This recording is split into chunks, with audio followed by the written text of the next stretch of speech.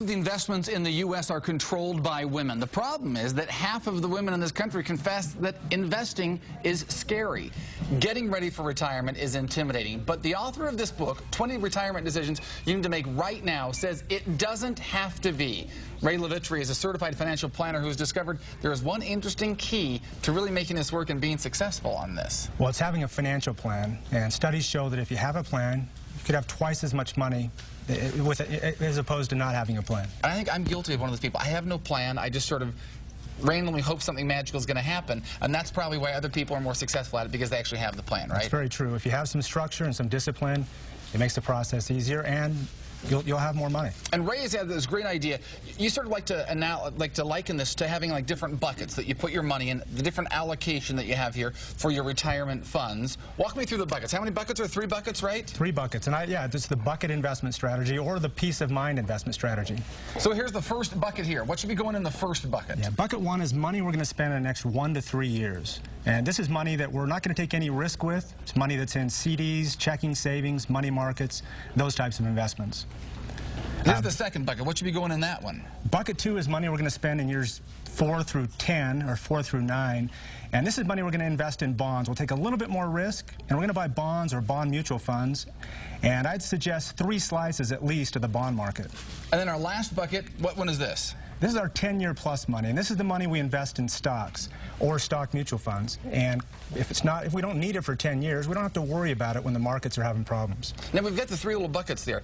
Explain what percentage should be going in each one of those buckets. Is it an even split? Do I do a third, a third, a third? Or do I put different amounts in different buckets, or how much goes in? Yeah, good question. It's really based on when you're going to spend the money. So a retiree who's taking money from their portfolio is going to put enough money in bucket 1 to cover their expenses. Or somebody who's younger is going to put maybe their reserves in bucket 1. In this case, we have $10,000. Money that you may spend, again, years 3 through 10.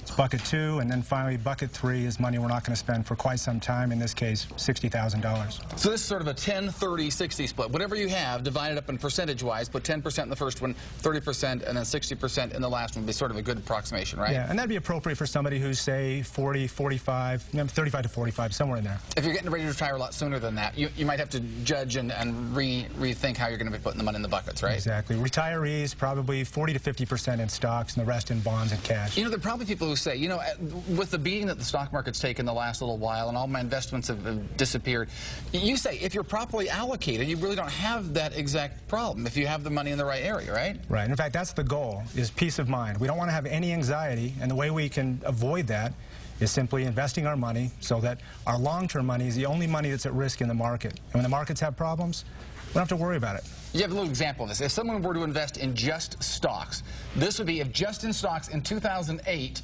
maybe they would have invested $1,000. They would have gone down to $63,000, and then this year it would have rebounded, but only up to $79,000? Exactly, yeah. It wouldn't have fully recovered in that year. If, for example, they had been diversified, like you said, like the 10, 30, 60 split, then the difference, how would that have changed with the proper allocation there? Well, they still would have gone down, but not nearly as much. In fact, they would have gone down roughly, 20% or so. And they would have recovered by the end of 2009. So the recovery was quick, and the drop was a lot less. There's the advantage to having that proper allocation there. You won't actually lose the money. You have more evenly distributed, and you can weather the storm there, right? Yeah, and that's the hope. We want our portfolio to pass the sleep test. We don't lose any sleep at night when the markets drop. Yeah, there is right there. You know, Ray wants to help you out, especially if you're getting ready to retire and if you really need some help around the corner. So here's what you have to do. All you have to do is go to the website, networthadvice.com. This is the website. Click on the button right there that says Contact Us. It's up there. Click on that. If you are within 5 to 10 years of retiring, just tell him so on that Contact Us button, and he'll give you a copy of his book. If you've got a little longer until you retire, he'll still give you a great deal on it. You can buy the book for half price of what you would find it at Barnes & Noble or Deseret Book or something like that. Just tell him you want the book for half price. It'll only cost you $10. So either get it free or get it at half price, and you will be set for retirement, right, Ray?